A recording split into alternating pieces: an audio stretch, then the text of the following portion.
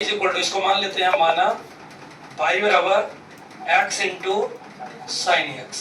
पाई बराबर क्या हमारे पास है x इंटू साइन एक्स।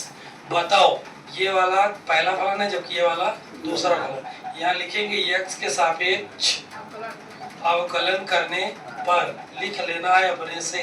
इसके बाद dy upon dx is equal to dy upon dx x into sine x. ये हमारी सवाल है, ये हमारी क्या है सवाल। यहाँ एक फार्मूला अप्लाई कर रहे हैं, कौन सा थोड़ा देख लो पहले।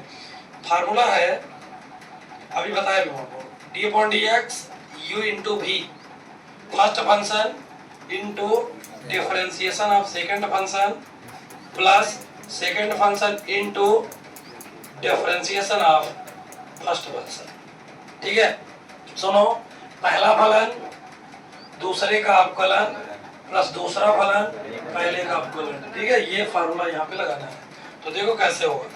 u का काम कौन कर रहा है, u की जगह पे कौन है x और v की जगह पे कौन है sin x। बस करना क्या है, इस फार्मूले में पुट कर देना है। ठीक है, तो देखो कैसे dy upon dx is equal to पहला फलन दूसरे का अवकलन मान d upon dx sin x plus दूसरा फलन यानी कि sin x इंटू पहले का अवकलन यानी d अपॉन dx x हो जाएगा।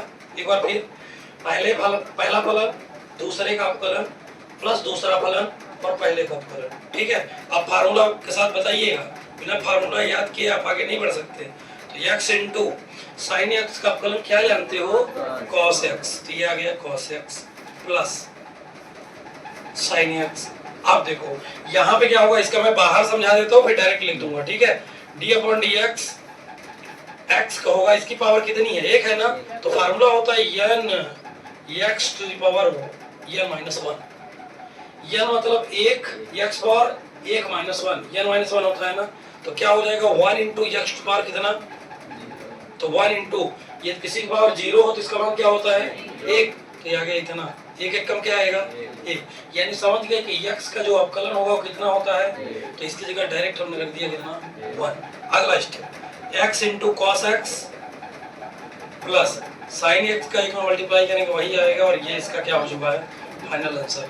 तो समझ गए ना कि जब दो फलन हो तो पहले वाले को पहला फलन मानेंगे, दूसरे वाले को दूसरा फलन, और इस फार्मूले में रख देंगे और सॉल्व कर देंगे, आंसर आ जाएगा।